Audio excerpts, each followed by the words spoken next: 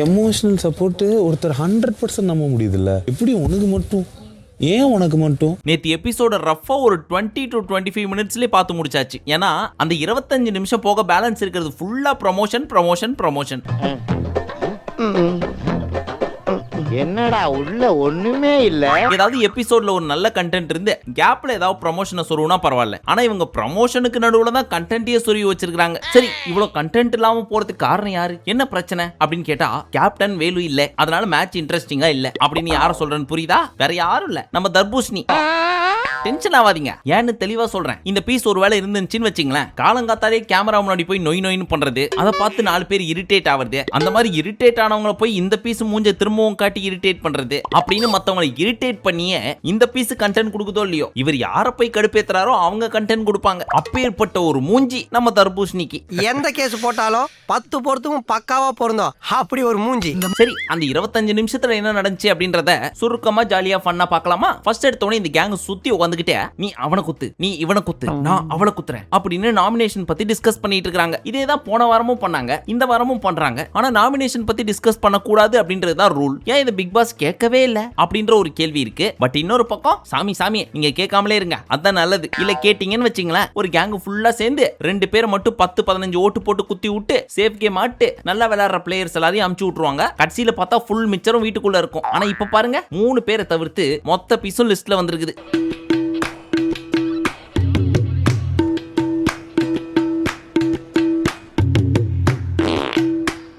ஆனா எப்படியோ இந்த ரம்யா பீஸ் 3 வாரமா தப்பிச்சிருச்சு. ஒரு வேளை தப்பி தவறி இந்த வாரமும் தப்பிச்சிருச்சுன்னு வைங்க, பிக் பாஸ் கன்ஃபார்மா ஏதோ சூழ்ச்சி பண்றாரு அப்படின்னு தான் அர்த்தம். ஏன்னா நேத்து நம்ம வாட்ஸ்அப் குரூப்ல கேட்டிருந்தோம் யார் எவிக்ட் ஆவாங்க அப்படின்னு சொல்லி. அதுல ஹை ஆஃப் த ஹையஸ்ட் ஓட்டு ரம்யாக்கு தான் வந்துச்சு. அண்ட் நிறைய பேரும் கடுப்புல இருக்கீங்க அப்படின்றது கமெண்ட் செக்ஷன்ல ஒரு சிலதெல்லாம் படிக்கிறப்பவே தெரியுது. அப்படி இருக்கிறப்போ இப்பதான் நம்ம பிக் பாஸ் குழு அப்படியே ரொம்ப லாயலா இருப்பாங்க, நாங்க லீஸ்ட் ஓட்ல இருக்கவங்கள தான் அனுப்புவோம் அப்படின்னு. அடங்கப்பா உசிதமணி, ஏன் இதுக்கு முன்னாடி சீசன்லாம் பண்ணீங்களா கண்டென்ட் கொடுக்காத பீஸ் எல்லாம் ஃபர்ஸ்ட் அனுப்புற மாதிரி? அந்த மாதிரி இந்த சீசன்ல பண்ணி அனுப்பி விட்டுருக்க வேண்டியதானே இந்த ரம்யா, கெமி, அரோரா இந்த மாதிரியான மிக்சர் பீஸுங்களா? சரி, போனது போச்சு. இருக்கிற கொஞ்ச நெஞ்சத்தையாவது ஒழுங்கா வச்சு பேலன்ஸ் இருக்க 60 நாள் ஒப்பேத்தணும் அப்படின்னு நினைச்சீங்கன்னா தயவு செய்து இதுக்கப்புறமா மிக்சர் அமுச்சு விடுங்க. இல்லனா உங்க டிஆர்பியும் சரி, இதுக்கப்புறம் வரப்போற பிக் பாஸ் சீசனும் சரி, மாட்டோட வால் மாதிரி தொங்கினே தான் இருக்கும்.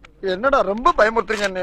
அடுத்து இன்னொரு பக்கம் நம்ம எஃப்ஜே விக்ரமிட்ட என்ன சொல்லிட்டு இருக்காரு, இந்த பாரு இருக்காளே பாரு, அவ வீட்டுக்குள்ள யாராவது ஒருத்தரை ஃபிக்ஸ் பண்ணிக்கிறான், அவங்கள வச்சு அவன் நினைக்கிற காயெல்லாம் நகர்த்திக்கிறான் அப்படின்னு சொல்றது கேட்டு விக்ரம் சொல்றாரு, இதுக்கப்புறம் அந்த பருப்பு வேகாது, அந்த ஆளை வச்சு நம்மள குத்தி சாவடிக்கணும் அப்படின்னு நினைச்சா கட்சியில அவளுக்கே பேக் ஃபயர் ஆகுற மாதிரி அந்த ஆள் வெளியே போயிட்டாரு, இதுக்கப்புறம் யாரை வச்சு ஆட முடியும் அப்படின்னு சொல்லிட்டு இருக்காரு. அதுக்கு நம்ம எஃப்ஜே, அது மட்டும் கிடையாது, அவளுக்கு பிடிச்சவங்களோட நம்ம க்ளோஸ் ஆயிட்டோம்னு வச்சுக்கா, அவளுக்கு பொறுக்கவே பொறுக்காது, இப்பெல்லாம் அவளை நினைச்சாலே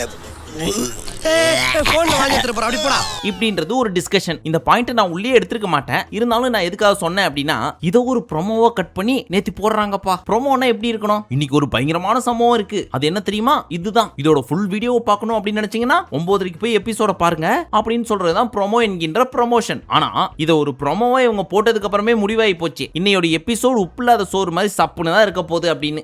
இல்லன்னு அங்கே சொல்ல வேண்டியடா, அது ஏன்டா பணம் இல்லாதவங்கள கைய வச்சுக்கிட்டு இவ்வளவு தூரம் ஓடியாண்டா? ஆனா அப்பேற்பட்ட ஒரு எபிசோட்ல போய் 2 ப்ரமோஷன் அதெல்லாம் பாக்குறப்போ ஆளே இல்லாத ஊர்ல போய் டீ கடை போட்டதே தப்பு. இதுல இன்றைய ஸ்பெஷல் ராகி மால் 20 ரூபாய் மட்டுமே அப்படின்னு போஸ்டர் அடிச்சிட்டு இருக்காங்க. உன் கடமை உணர்ச்சிக்கு ஒரு அளவே இல்லையாடா. இன்னொரு பக்கம் இந்த பாரு பேசுறதுக்கு ஆள் கிடைக்காதனால வீட்டுக்குள்ள டம்மியா சுத்திட்டு இருக்கிற அரோராவை கூப்பிட்டு உட்கார வச்சு, எனக்கு திவாகர் போனது வருத்தம் தான், இருந்தாலும் இப்ப திவாகர் மோட்ல இருந்து நான் வெளியே வந்திருக்கேன், கிளியரா இருக்கேன், ஏன்னா தெரிஞ்சோ தெரியாமலோ அவர் என்னோட தாட்ஸ்ல கலந்துட்டாரு, அதனால அவர் சொல்றதெல்லாம் கேட்டு நான் இன்ஃப்ளூயன்ஸ் ஆயிருக்கேன் அப்படின்னு வாய் கூசாம பச்சையா புழுகுது. இந்த பீஸ் தான் போட்டு அந்த பீஸை இன்ஃப்ளூயன்ஸ் பண்ணி, அப்படி ஆடாத, இப்படி ஆடு, அவளோட பாட்டில் அப்ரூவ் பண்ணாத, இவளோட பண்ணு, இதை பண்ணு, இதை பண்ணாத, இப்படி நடந்துக்கோ, அப்படி நடந்துக்காத, சொல்லிட்டு இருக்கேன் ஆரியா இப்படின்னு எல்லாத்தையும் பண்ணிட்டு இல்லாத ஒரு ஆள் மேல படிய போட்டு, அவனால தான் நான் இப்படி இருக்கேன், கெட்ட பேரை வாங்கினேன் அப்படின்னு நீங்க என்ன வேணா பேசலாம் மேடம். ஆனா அதுக்கு விளைவா நம்ம தலைவர் என்ன பண்ணுவாரு, என்ன பத்தி அடி வீட்டுக்குள்ள தப்பா சொல்ற, இப்ப பாரு என்ன இன்டர்வியூ எடுக்கிறதுக்கு மைக்க தூக்கின்னு வருவானுங்க எல்லாரும், அங்க போய் உன்னை போட்டு கிளின்னு கிளிக்கிறேன் பார் அப்படின்னு வெளியில இருந்து வச்சு செய்ய போதே மக்கள் இன்ஃப்ளூயன்ஸ் ஆயிருவாங்க. அதுக்கப்புறம் என்ன, இப்ப வாங்குற குத்தோட ஜாஸ்தி குத்து வெளியில இருந்து உங்களுக்கு விழும். ஏன்டா 5 பேரை எரிச்சு ஆறுமுகத்தை பகச்சோண்டி நொந்து சாவணும்டா. இப்போ நம்ம அரோரா அவங்க பக்கத்துக்கு ஒண்ணு சொல்லணும்ல, அதனால அவங்க என்ன சொல்றாங்கன்னா, பாரு நானும் உங்கள மாதிரி தான் இருந்தேன், துஷாருன்னு. எப்போ அவன் போனானோ அதுக்கப்புறம் தான் எனக்கு கேம்னா என்னன்னு புரியுது, இந்த வீட்டோட டைனமிக்ஸ் புரியுது, இந்த வீட்டோட பிசிக்ஸ் மேக்ஸ் கெமிஸ்ட்ரி எல்லாமே புரியுது. சோ ஒருத்தவங்க போறதுலயே ஒரு குட் திங்ஸ் இருக்கு அப்படின்றது ஒருத்தர் போனதுக்கு அப்புறம் தான் தெரியுது அப்படின்னு சொல்லி நம்ம அரோரா பேசுறதெல்லாம் கேக்குறப்போ, ஏமா இப்பயாவும் உனக்கு புரிஞ்சே, அது வரைக்கும் சந்தோஷம் அப்படின்ற மாதிரி தான் இருந்துச்சு. ஏன்னா நாங்க என்ன தெரியுமா யோசிச்சோம், சரி துஷார் போனா என்ன, இருக்கவே இருக்கான் கமரு, அவன் கூட வீட்டுல இருக்கிற வரைக்கும் காலத்தை ஓட்டிக்கலாம் அப்படின்னு டைவர்ட் ஆயிருவீங்களோன்னு நினைச்சோம் மேடம். வேணா அரவிந்த், நீ சொல்றதுல வேற அர்த்தம் வருது. ஆனா ஒரு டவுட், நீங்க இப்படி சொல்றது ஒரு 2 மணி நேரத்துக்கு தாங்குமா? ஏன்னா எப்படியும் செவ்வாய்க்கிழமை புதன்கிழமை எல்லாம் வர்றப்போ இப்ப நீங்க 2 பேரும் தனியா உட்காந்துட்டு இருக்கீங்கல்ல, பட் அடுத்த 3 நாள் நம்ம கமருதீன் சென்டர்ல வந்து உட்காந்துருப்பாரு. மாமா எனக்கு தான், இல்ல மாமா எனக்கு தான் அப்படின்னு மாறி மாறி அடிச்சுக்க தான் போறீங்க. அப்புறம் எதுக்கு இவ்வளவு வாய் பேசுறாங்க அப்படின்னு தான் பார்க்க தோணுது. சோ அவ எனக்கு தான், என்னைக்குமே நீ எனக்கு தான். அடுத்து நம்ம பார்க்க போறது இதுவரை வந்த எந்த ஒரு பிக் பாஸ் சீசன்லயும் பார்க்காத அளவுக்கு ஒரு மிகப்பெரிய கிரிஞ்ச். அது என்னன்னா, இந்த பக்கம் உட்காந்து நம்ம கனி பாட, அந்த பக்கம் வியானாவும் கெமியும் டான்ஸ் ஆட ஒரே கோலாகலமா இருந்துச்சு. அந்த கன்றாவியான காட்சி உங்களுக்காக.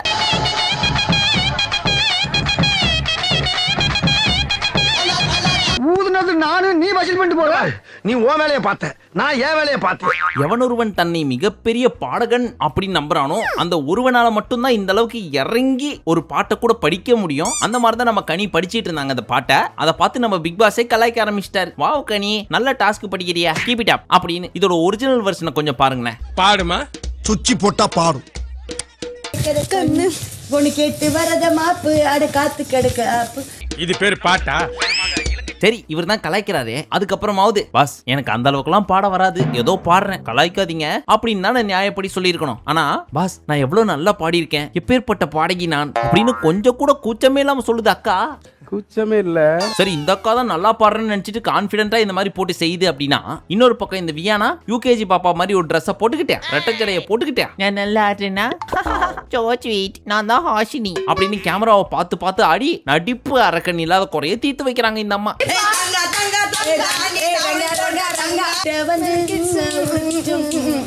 யாரு அது? அது வந்து இவனோட தங்கச்சிங்க. இத பாருங்க, மூக்கு மொழி கண்ணெல்லாம். ஆனா நம்ம பையன் கொஞ்சம் கலருங்க. அடுத்து எல்லாரையும் சுத்தி உட்கார வச்சு, சரி எப்படியோ வீக் 7க்குள்ள வந்துட்டோம், வழக்கம் போல போன வாரம் நல்லா திட்டு வாங்குனீங்களா, அட்லீஸ்ட் இந்த வாரத்துல இருந்தாவது ஒழுங்கா ஆடி என் மானத்தை வாங்காம காப்பாத்துங்க அப்படின்னு சொல்ல, கண்டிப்பா கண்டிப்பா அப்படின்றாங்க. இப்ப மட்டும் என்னத்த கீச்சிட போறாங்க, இன்னுமா இந்த ஆளு இவங்களெல்லாம் நம்பிட்டு இருக்காரு. அது அவனுக்கு வீதி. ஆனா நம்ம பிக் பாஸ் மனம் தளராம அரோராவை அப்ரிஷியேட் பண்ணிட்டு இருக்காரு. அரோரா லாஸ்ட் வீக் ரொம்ப நல்லா பண்ணீங்க, கீப் இட் அப், அதே மாதிரி பண்ணுங்க அப்படின்னு. ஏன்னா இப்படிலாம் சொன்னா வருது, ஓ நம்ம நல்லா பண்றோமோ, சரி இந்த வாரம் இன்னும் நல்லா பண்ணுவோம் அப்படின்னு அந்த அம்மா பண்ணும் நம்புறாரு. அது அவங்க கையிலயா இருக்கு, கமரு கையிலயும் பார்வதி கையிலயும் தான் இருக்கு. நீங்க போங்க, நாங்க பாத்துக்கறோம். அடுத்து நம்ம விக்ரம் ரொம்ப எமோஷனலா பேசிட்டு இருந்தாரு. அதாவது என் பொண்டாட்டிக்காக ஆத்தங்கர மரமே பாட்டை பாடி அவளை நினைச்சுக்கிட்டு மட்டுமே உட்கார்ந்துட்டு இருக்கேன், ஒரு போட்டோ கூட பார்க்க முடியல. ஆனா இந்த சாண்ட்ராவும் பிரஜனும் கப்புலா உள்ள வந்து இவர் எமோஷனா டவுன் ஆனா அவங்க பாத்துப்பாங்க, இல்ல அவங்க டவுன் ஆனா இவர் போய் நிப்பாரு. அப்ப நாங்கெல்லாம் மட்டும் நான் தக்காளி தொக்கா 19 வருஷமா கட்டி கூட வச்சிருக்கிற பொண்டாட்டி அங்க இருந்து கூட்டின்னு வருவாரு, நாங்க இதை வேடிக்கை பார்த்துட்டு இருக்கணும். சரிப்பா வந்துட்டீங்க, தனித்தனியா விளையாடினாலும் பரவாயில்ல, எல்லா இடத்துலயும் ஜோடி போட்டே விளையாடிட்டு இருக்கீங்க, இதெல்லாம் பாக்குறப்ப எனக்கு செம்ம கடுப்பாகுது, எனக்கு மனசே கேக்கல அப்படின்னு இவங்க 2 பேருக்கு சொல்ற மாதிரி நமக்கும் சொல்லி புரிய வைக்கிறார். ஆனா வேலிட் பாயிண்ட் தான், நம்மளும் எக்ஸ்பெக்ட் பண்ணோம். சரி போறப்பதான் ஒன்னா போறாங்க, உள்ள போய் தனித்தனியா ஆடுவாங்க அப்படின்னு சொல்லி. ஆனா கடைசி வரைக்கும் கல்யாணத்தப்போ சுண்டு விரல புடிச்சு ஓமகுண்டத்தை சுத்தி வருவாங்க தெரியுமா, அந்த மாதிரிதான் எங்க போனாலும் இவங்க 2 பேரும் ஒன்னா சுத்திட்டு இருக்காங்க. இப்போ பல்ல புடுங்குற பாம்பு மாதிரி இப்படி உட்கார வச்சிருக்கியே, என்ன மந்திரம் போட்ட? அதுவா ட்ரீட்மெண்ட். அடுத்து எல்லாரும் சாப்பிட்டுட்டு இருக்கிறப்போ பொசுக்குன்னு ஃப்ரீஸ்ன்ட்டாரு. இதை கேட்ட உடனே அங்க இருக்கிற பீஸுங்கெல்லாம் வீட்ல இருந்து ஆள் வர போறாங்களா அப்படின்னு குஷி ஆயிடுச்சிங்க. ஆனா ஏமாந்தீங்களா, ஏப்ரல் ஃபூல், இது நாமினேஷன், அவங்க இருக்க இடத்துல இருந்து நாமினேஷன் பண்ணும் அப்படின்னு சொல்லி புதுசா ஏதோ ட்ரை பண்ணாரு. நம்ம பிக் பாஸும் உளுத்தம்பருப்பு, கடலப்பருப்பு, பாசிப்பருப்பு அப்படின்னு 1008 பருப்பை போட்டு பாக்குறாரு. பட் ஒரு பருப்பும் வேக மாட்டேங்குதா. பருப்பை வேக வச்சு காட்டுறேன்டா. இப்போ எல்லாருமே நாமினேஷன் பண்ணிட்டு இருந்தாங்க அவங்க உட்கார்ந்து இருக்க இடத்துல இருந்தே. ஆனா எல்லாருமே ஒரே இடத்துல உட்காராம வேற வேற இடத்துல உட்கார்ந்து இருந்ததுனால நம்ம பாருவால எல்லாத்தையும் கேட்க முடியல. அந்த டைம் பார்த்து கையில தட்டியும் வச்சுக்கிட்டேன், சோத்த வேற தின்னுட்டு இருந்தாங்களா. ஒருத்தர் வீட்டுக்குள்ள இருந்து நாமினேட் பண்ணிட்டு இருக்காங்க, ஒருத்தர் கார்டன் ஏரியால இருக்காங்க. இப்ப எல்லாரும் பேசுறதையும் கேட்கணும் அப்படின்றதுக்காக குட்டி போட்ட பூனை மாதிரி இங்கேயும் அங்கேயும் ஓடினே இருக்குது இந்த அம்மா. யார் யார் என்னென்ன சொல்றாங்க அப்படின்றத கேட்கணுன்றதுக்காக. ஒரு பைத்தியக்காரை மாதிரி ஓடின கங்காவை இன்னும் மறக்கலன்னு அந்த கிளாஸ் டீச்சர் என்கிட்ட சொன்னாங்க. பட் இந்த 5 பேர் கொண்ட கேங் இங்க இருக்கே பயங்கர உஷாருப்பா, வேற லெவல் பிளான். ஓபன் நாமினேஷன் வேற சொல்லிட்டாங்களா, சோ எல்லாரையும் உள்ள கொண்டு வரணும் அப்படின்றதுக்காக ஒவ்வொருத்தரும் நாமினேட் பண்றப்ப கவுண்ட் பண்ணிக்கிட்டே இருக்காங்க. 2 ஓட்டு வந்துருச்சு இவனுக்கு, அப்ப இவன் லிஸ்ட்ல இருப்பான். இப்ப யாரு இல்ல, ஓ அந்த 4 பேர் இல்லையா, சரி அப்ப நீங்க 2 பேரும் அவனை குத்துங்க, நாங்க 2 பேரும் இவளை குத்துறோம், ஒட்டு மொத்தத்துல மொத்த பீஸ் இந்த லிஸ்ட்ல இருக்கணும் அப்படின்னு டான்னு பிளான போட்டு எல்லாரையும் உள்ள வர வச்சிட்டாங்கப்பா. அவ்வளவுக்கு கிரைண்டரா.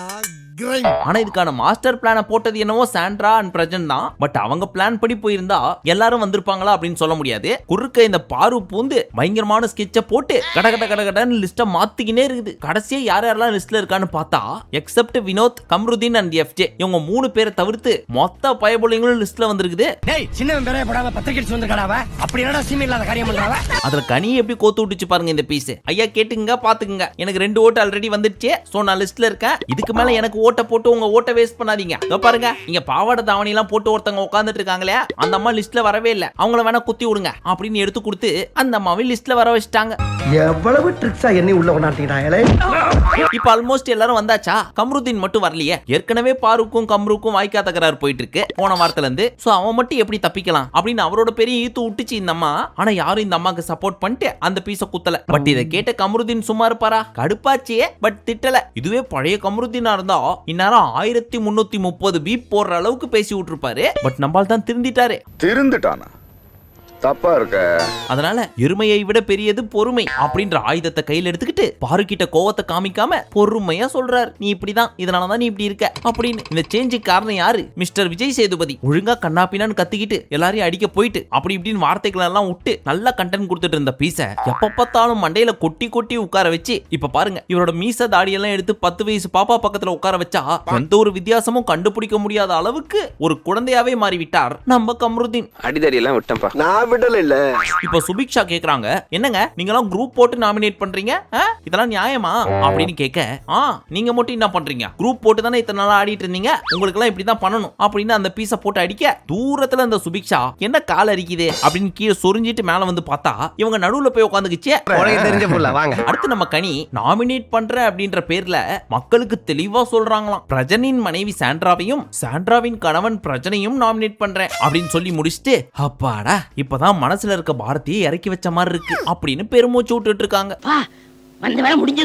பட் அவங்க 2 பேரும் இதெல்லாம் செல்லாது இதெல்லாம் பார்த்துட்டு நாங்க தனித்தனியா ஆடுவோம்னு நினைக்கிறியா, ஏதாவது புதுசா யோசிச்சுட்டு வாப்போ அப்படின்னு கமெண்ட் அடிச்சிட்டு இருக்காங்க. அப்ப இவங்க 2 பேரும் பிளான் போட்டு தான் வந்திருக்காங்க போல இருக்கு. இந்த மாதிரிலாம் சொன்னா கூட உடஞ்சு உட்கார கூடாது, சிரிச்சே வெறுப்பேத்தணும் அப்படின்னு சொல்லி பாப்போம். அடுத்து இண்டிவிஜுவல் டாஸ்க் மாதிரி ஏதாவது ஒண்ணு வரும், அப்ப எப்படி பர்ஃபார்ம் பண்றாங்கன்ட்டு. அதை மட்டும் ஆடிட போறாங்க. எப்படியும் புருஷனுக்காக பொண்டாட்டி விட்டு கொடுத்துருவாங்க, இல்லன்னா பொண்டாட்டிக்காக புருஷன் விட்டு கொடுத்துருவாரு. சோ இவங்க 2 பேரையும் பிரஜன் சாண்ட்ராவா பார்க்காம பிராண்ட்ராவா பார்த்தா கரெக்டா இருக்கும். புது காம்பினேஷன் நல்லா இருக்கும். என்ன கேட்டு தானே. அடுத்து விக்ரமும் இவங்க 2 பேர் தான் சொன்னாரு. பட் அவர் சொன்ன அந்த ஒரு பாயிண்ட் இருக்கே தரமான பாயிண்ட். இந்த வீட்டுக்குள்ள இருக்கணும் அப்படின்னா எமோஷனல் சப்போர்ட் அப்படின்ற சூப்பர் பவர் ரொம்ப முக்கியம். அது எங்களுக்கு யாருக்குமே இல்லாதப்போ பிரஜனுக்கு சாண்ட்ராவும் சாண்ட்ராக்கு பிரஜனும் இருக்கிறதுனால பேலன்ஸ் இருக்கிற எங்க எல்லாருக்குமே அன்ஃபேரா இருக்கு. இந்த அன்ஃபேர்னஸ் ஒழிக்கணும் அப்படின்றதுக்காகவே இந்த 2 பேரையும் நான் கூத்துறேன் அப்படின்னு சொல்லி பயங்கர ஆக்ரோஷமா பேசிட்டு இருந்தார். கேமராவை ஆஃப் பண்ணா போய் கழுத்தை கடிச்சிருவாரு போல இருக்கு. அவ்வளவு வெறி மாப்பிளைக்கு பின்ன அவரே பொண்டாட்டியை பார்க்க முடியலன்னு ஃபீலிங்ஸ்ல இருக்காரு. இந்த 2 பேரும் எப்ப பார்த்தாலும் ஜோடி போட்டு சிரிச்சு பேசிக்கிறது, ரொமான்ஸ் பண்றது, அப்பப்போ உம்மா வேற கொடுத்துக்கிறாங்க. அதெல்லாம் பாக்குறப்போ அவருக்கு காண்டாவுமா ஆவாதா? ஜெயிச்சு கொண்டாடலான்னு வந்தேன் ப்ரோ நானு. ப்ரோ எனக்கு பெரிய வருது ப்ரோ இப்போ. சோ ஃபைனலி ஏற்கனவே சொன்ன மாதிரி except FJ, Vinoth and Kamruddin இவங்க 3 பேர் தவிர்த்து பேலன்ஸ் இருக்கிற எல்லாருமே நாமினேஷன்ல வந்துட்டாங்க. சோ இதெல்லாம் முடிஞ்சதுக்கு அப்புறம் வியானா சுபிக்ஷா மடியில படுத்துக்கிட்டு சுபிக்ஷா சொல்றதை கேட்டுட்டு இருக்காங்க. அப்போ சுபி என்ன சொன்னாங்கன்னா, இந்த ரம்யா நான் வீட்டுக்கு போனோம், போன வாரம் என்ன அமிச்சிருவாங்க, அதனால வீட்டுக்கு போய் நல்லா சாப்பிடலாம்னு நினைச்சா என்ன உட்கார வச்சிட்டாங்க, வருத்தமா இருக்கு அப்படின்னு சொல்லி சுத்திட்டு இருக்கு. நான் நாமினேட் பண்ண அப்படின்றதுனால என் மூஞ்சியா பார்க்க மாட்டாங்க. இது என்ன இது, முதல்ல இந்த பிக் பாஸ் அப்படின்றது எவ்வளவு பெரிய பிளாட்ஃபார்ம், அவனுக்கு சான்ஸ் கிடைக்கலன்னு சொல்லி சுத்திட்டு இருக்கான். அப்படி ஒண்ணு கிடைக்கிறப்போ என்ன அனுப்பலன்னு ஃபீல் பண்றதெல்லாம் எவ்வளவு பெரிய தப்பு அப்படின்னு சொல்லி வியானாக்கு சொல்ல நமக்கு சொல்றாங்க. முக்கியமா ரம்யாக்கு ஓட்டு போட்டு சேவ் பண்றாங்க பாத்தீங்களா, அவங்களுக்கு சொல்றாங்க. இவன் சொல்ற அடையாளம் உள்ளவன் எங்க இருந்தாலும் தூக்கிட்டு வந்து என் காலடியில போடுங்கடா, அவனை நான் மிதிச்சே கொல்றேன். அவன் ஒண்ணு தர சொல்றான். அவங்களுக்கு வேணா சொல்லிட்டு போட்டோம். ஆனா இப்போ வரைக்கும் நான் கேக்குறேன், யாருப்பா இந்த ரம்யாக்கு ஓட்டு போடுறது? ஒருவேளை மத்த லாங்குவேஜ் பிக் பாஸ்ல யாராவது ரம்யான்னு இருப்பாங்க போல இருக்கு. அவங்க தெரியாம வந்து தமிழ் பிக் பாஸ்ல இருக்க ரம்யாக்கு போட்டுட்டு இருக்காங்களோ? சாருங்களுக்கு சஸ்பென்ஸ் தாங்க முடியல, சொல்லிட்டு போங்க சார். அடுத்து ஏற்கனவே சொன்ன மாதிரி ஒரு ப்ரமோஷன், நல்லதே செய்தேன் இன்சூரன்ஸ் எடுத்தேன் அப்படின்ற மாதிரி ஒண்ணு. அத வியானாவோட வாய்ஸ்ல கேக்குறப்போ செந்தமிழ்நாடு எனும் போதினிலே இன்ப ஈயம் வந்து பாயுது காதினிலேன்ற மாதிரி அற்புதமா இருந்துச்சு. நேரங்களிலும் ஜெனரல் இன்சூரன்ஸ் மட்டும்தான் அவர்களுக்கு ஆதரவு. अच्छा किया இன்சூரன்ஸ் லியா. இப்பதானே ஒரு ப்ரமோஷன் முடிஞ்சுச்சு. சரி, நடுவுல ஏதாவது ஒரு கண்டென்ட் கொடுத்துட்டு அடுத்த ப்ரமோஷனை போடுவோம் இல்லாம இன்சூரன்ஸ் ப்ரமோஷன் முடிஞ்ச அடுத்த செகண்ட் இதை போடுறாங்க. ஏதோ வெப் சீரிஸ் அப்படின்னு சொல்லி மொத்தம் 1 மணி நேரம் எபிசோட்ல இந்த ப்ரமோஷன் மட்டுமே ஒரு 20 இருந்து 25 நிமிஷம். இதுல விளம்பரம் வேற நடுவுல வரும், அது ஒரு 1/4 மணி நேரம். இதுல என்ன இளவு இருக்குன்னு சொல்லி நான் இவ்வளவு நேரம் பேசிட்டு இருக்கேன்னு சத்தியமா எனக்கே தெரியல. ஆனாலும் நீங்க என்ன பாராட்டியே ஆகணும். வாலண்டியரா நானே கேட்கிறேன். ஏன்னா ஒண்ணுமே இல்லாத கண்டென்ட்டை இவ்வளவு நேரம் பேசியிருக்கேன் பாத்தீங்களா? இதுக்கு பேர் தான் ஒண்ணும் இல்லாத கூட ஊதி ஊதி பெருசாக்குறது. எப்படி நல்லா ஊதுனா அதில் நான் சக்கரவர்த்தியடா. சரி, ஃபைனலி எல்லா ப்ரமோஷனும் முடிஞ்சதுக்கு அப்புறம் லாஸ்டா இன்னொரு டாஸ்க் கொடுத்தாங்க. நீங்க ஒவ்வொருத்தரா வந்து ஒருத்தரை சூஸ் பண்ணி இவர் எனக்கு இந்த வீட்ல ரொம்ப பெரிய காம்படிஷனா இருப்பாரு அப்படின்ற ஒருத்தரையும், இதெல்லாம் எனக்கு காம்படிஷனே கிடையாது, இதெல்லாம் எனக்கு ஒரு ஆளே கிடையாது அப்படின்ற மாதிரி இன்னொருத்தரையும் சொல்லணும்னு சொல்லியிருந்தாங்க. இதுல விக்ரம் தன்னோட காம்படிட்டரா வினோத்தை பார்த்ததா சொன்னாரு. அண்ட் காம்படிட்டரே எனக்கு இல்ல அப்படின்னு சொல்லி பாரு பேரை சொன்னாரு. பட் பாரு பேரை சொல்றப்போ எவ்வளவு டீசென்ட்டா சொல்ல முடியுமோ அப்படி சொன்னாரு. இதை கேட்ட பாரு சும்மா இருப்பாங்களா? விடவே மாட்டேன். வந்து எனக்கு காம்படிஷனா எஃப்ஜே இருப்பான், ஆனா காம்படிட்டரே எனக்கு இவன் கிடையாது அப்படின்னா விக்ரமா தான் சொல்லுவேன். ஏன்னா காமெடி அப்படின்ற பேர்ல அவன் பண்றதெல்லாம் பாக்குறப்போ எந்த பாயிண்ட் சொல்லி ஒருத்தங்களை அடிச்சா டவுன் ஆவாங்களோ அதை காமெடியை யூஸ் பண்ணி ஒன்னு பண்றான். அதெல்லாம் காமெடியாவே இல்ல. சோ என்ன பொறுத்த வரைக்கும் இவன்லாம் ஒரு ஆளே கிடையாது, என் லிஸ்ட்ல இவன் கிடையவே கிடையாது அப்படின்னு ஃபுல் வன்மத்தை அள்ளி கொட்டி எந்த அளவுக்கு அடிக்க முடியுமோ அடிச்சாங்க. ஆனா இந்த ஆளு ஏதாவது பேசிட்டு போ, உன்னை என்ன இன்னைக்கு நேத்தா பாக்குறேன் அப்படின்னு பக்கத்து வீட்டுல வடகம் காய போடுற ஆயாவை வேடிக்கை பாக்குற மாதிரியே பார்த்துட்டு இருந்தாரு. பொம்பளையாவ 3 வாயை மொத்தமா வச்சிருக்கானே. அடுத்து கனி என்னோட காம்படிட்டரா நான் விக்ரமா பாக்குறேன். அண்ட் என் லிஸ்ட்லயே இல்லாதது கமரு அப்படின்னு சொல்லி கமருவை அடிச்சாங்க. நான் எப்படி பார்த்தா பார்வு தானே அடிச்சிருக்கணும், ஏன் கமரு அப்படின்னு கேட்டா நாமினேஷன் லிஸ்ட்ல இந்த அம்மாவை புடிச்சு உள்ள போட்டதே நம்ம தலைவரோட ஓட்டு தான். அப்ப வன்மத்தை கொட்டணும்ல, அதனால வந்து நான் கமரு பேரை சொல்றேன். ஏன்னா ஒரு விஷயத்த சொல்லி புரிய வச்சு எக்ஸ்பிளைன் பண்ணி அதுல இருந்து அதுல வந்து அவர் புடிச்சு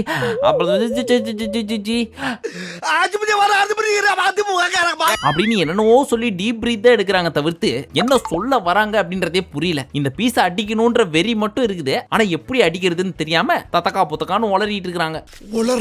அடுத்து வியானா வந்து வினோத் தான் என்னோட காம்படிட்டர் அப்படின்னு இவர் பேரை சொல்லிட்டாங்க. ஏமா போன வாரம் வரைக்கும் இவரை போட்டு அடிச்சிட்டு இருந்தா எப்பயில இருந்து உனக்கு காம்படிட்டரா மாறினாரு? போன வாரம் இவர் ஏஞ்சி நின்னவுடனே கிளாப்ஸ் வந்துச்சு, அப்பயில இருந்தா இவங்க லிஸ்ட்லயே இல்லன்னு சொல்லி ரம்யா பேரை சொன்னாங்க. வெரி குட்மா, என்ன காரணம் அப்படின்னு கேட்டதுக்கு அரோராக்கு நம்ம சேதன் ஒரு பாயிண்ட் சொன்னாரு தெரியுமா, நீ சண்டை போடணும்னு அவசியம் இல்ல, உனக்கு தோன்ற கருத்தை எடுத்து வை அப்படின்னு சொல்லி அதை அப்படியே கட் பண்ணி இங்க இவங்களுக்கு பேஸ்ட் பண்ணி விட்டாங்க. சொன்னதா அப்படியே ஒரு ஜெராக்ஸ் எடுத்து பவர் கிட்ட கொடுத்துட்டல. அதோட சேர்த்து சுபிக்ஷா ஒரு மேட்டர் சொன்னாங்க தெரியுமா, நான் போன வாரமே போயிருவேன்னு நினைச்சேன், போனாலும் பரவாயில்லன்னு நினைச்சேன் அப்படின்ற பாயிண்ட் எல்லாத்தையும் உள்ள போட்டு ஒரே சோத்துல எல்லாத்தையும் மிக்ஸ் பண்ணி மொத்தமா வாயில போடாம ரம்யாவோட மூஞ்சி மேலேயே பச்சக்குன்னு அடிச்சிட்டாங்க. இப்ப அந்த பீஸ் சும்மா இருக்குமா?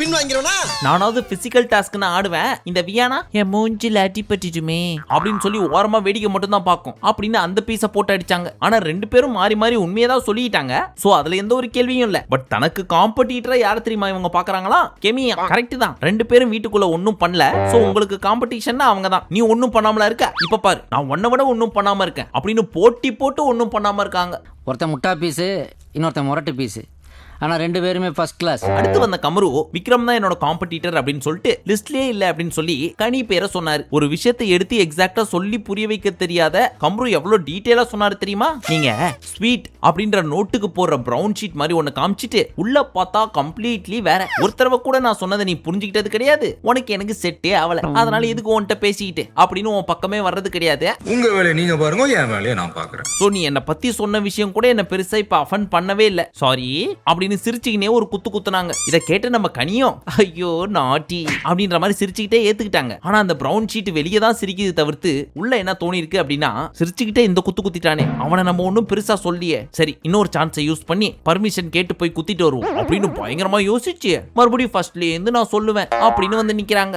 எத்தனை தடவைடா இப்ப என்ன சொல்ல போறாங்கன்னு ஆர்வமா பார்த்தா கமருதீனை பொறுத்த வரைக்கும் என்கிட்ட வந்து எப்ப பார்த்தாலும் பேசி டைம் வேஸ்ட் பண்ணுவாரு. அப்படி என்னோட டைமை வேஸ்ட் பண்ற ஒருத்தரை நான் காம்படிஷனை பார்க்கவே மாட்டேன். அவர் இந்த வீட்டுக்குள்ள பெண்களின் காவலரா ஹீரோ மாதிரி காமிச்சுக்கிறாரு. என்ன பொறுத்த வரைக்கும் அவர் காமெடியன். அவர் காட்டுற ஹீரோக்கும் நான் போட்டி இல்ல, அவர் காட்டுற அந்த காமெடியனுக்கும் நான் போட்டி இல்ல அப்படின்னு ஏதோ ஒரு பாயிண்ட கண்டுபிடிச்சு கரெக்டா சொல்லிட்டாங்க பாக்கா. இதை யோசிச்சு ஃபர்ஸ்டே சொல்லிருக்கலாம்ல. ஏண்டா இத வச்சுக்கிட்டா என்கிட்ட அடி வாங்குன. அதை விட்டு ஏங்கா வீசிங் வந்த பேஷண்ட் மாதிரி கமருதீன் எனக்கு ஒரு ஆளே இல்லை, ஏன்னா அவர் எனக்கு காம்படிட்டரே இல்லை, ஏன்னா அவர் எனக்கு லிஸ்ட்லயே இல்லை அப்படின்னு கேப் விடாம சொன்னதையே சொல்லிட்டு இருக்கா. பாடி லாங்குவேஜ் மச்சான். ஓ இதுக்கு பேர் தான் பாடி லாங்குவேஜா? சரி அதான் சொல்லி முடிச்சாச்சுல, அதை கிளியர் பண்ணணும் அப்படின்றதுக்காக யார் என்ன சொன்னாலும் தலையாட்டிட்டு கேட்கிற அமித்தை கூப்பிட்டு கூட உட்கார வச்சு மறுபடியும் சொன்ன பாயிண்ட் எல்லாத்தையும் ஃபுல்லா விலாவரியா சொல்லி போடு போடு போடு போடுன்னு இந்த அக்காவும் போட அந்த பீஸும் அசராம உட்காந்து சிரிச்சுக்கினே கேட்டுட்டு இருக்கு. எப்பரா நீ முத வாட்டி கேக்குற மாதிரி எல்லா வாட்டி கேட்டுக்கிற? யாரா இவன்? என் ஃப்ரெண்டுடா. சரி தயவு செய்து இன்னைக்கு கொடுக்குற டாஸ்கை கொஞ்சம் யூஸ்ஃபுல்லா கொடுங்க, இன்ட்ரெஸ்டிங்கா கொடுங்க, முக்கியமா எல்லாரும் இன்வால்வ் ஆகுற மாதிரி நல்லதா கொடுத்தீங்கன்னா சந்தோஷமா இருக்கும். ஏன்னா ஏகப்பட்ட பீஸ் இன்னும் போர்வைக்குள்ள தூங்கிட்டு இருக்குது, அதெல்லாம் கொஞ்சம் எழுப்பி விட்டீங்கன்னா புண்ணியமா போவோம். யூஸ்வலா 95வது நாள் தான் ஸ்லோவா போயிட்டு இருக்கோம், பட் இப்ப 42வது நாளே முக்குன்னு முக்குது. சோ பார்த்து பண்ணி விடுங்க. மீண்டும் உங்களை நாளை காலை சந்திக்கும் வரை நன்றி, வணக்கம், நமஸ்தே, நமஸ்கார்.